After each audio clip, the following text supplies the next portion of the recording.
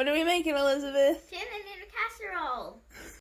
So we've got our 1 box of spaghetti noodles in here. You can make this with any noodles that you want, any kind of pasta you want. I prefer it with elbow noodles, but all we had was spaghetti noodles, and that's going to be fine. It's going to still taste just as good. So we're going to go ahead and throw in our ingredients. I have my drained can of sweet peas.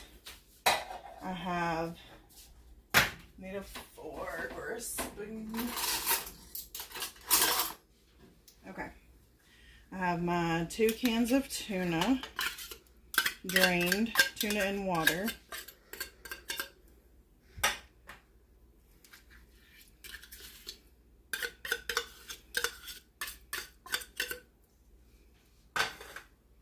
And then my 2 cans of cream of chicken.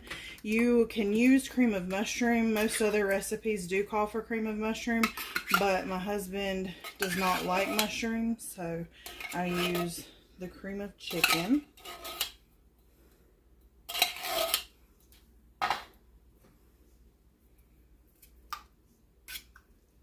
And this is really easy to make homemade, the cream of whatever soup that you need, but when you're in a rush, you can use the canned stuff. It is okay. I give you my permission. Okay, and then we're going to throw in, this is not a whole cup. This is maybe like 3/4 of a cup of cheese. You can measure shredded cheese with your heart. No such thing as too much. We're going to sprinkle onion powder.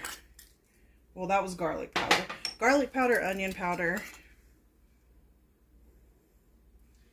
And then we're using white pepper. I had bought it for a recipe and I'm out of regular pepper, so I'm just using up the white pepper. I'm not out of regular pepper. I can't figure out how to fill my pepper grinder. So we're going to go ahead and get this mixed up, and do not come for me. I'm not using salt because there is a ton of it in those cream of chicken soups. If you want to add salt, be my guest, but there's plenty in the cream of chicken soups. So we're going to get this mixed up.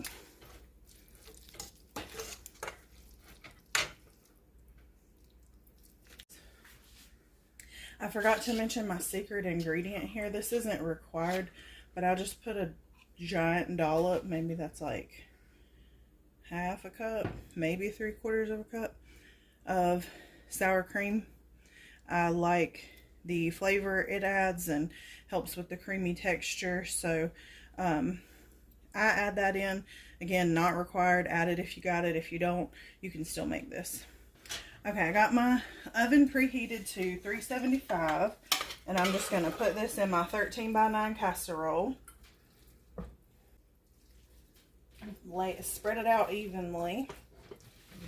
And now you can sprinkle breadcrumbs on the top, but I prefer more cheese. Who doesn't prefer more cheese? So we're just going to take some more of our cheese that Althea so lovingly shredded for me. Do not buy pre-shredded cheese, guys. It is not hard to shred it yourself, and the pre-shredded stuff has like anti-caking things in them. You just want cheese. You don't want the anti-caking stuff, so shred your own cheese. Alright, so we're going to put this in the oven on 375. Yum! So we bake that at 375 for about 20 minutes, and then we put it on broil just to crisp up the cheese on top, just for like 3 or 4 minutes. So we're gonna let this rest for a minute and then go ahead and cut into it. Alright, let's go ahead and get our bowl full.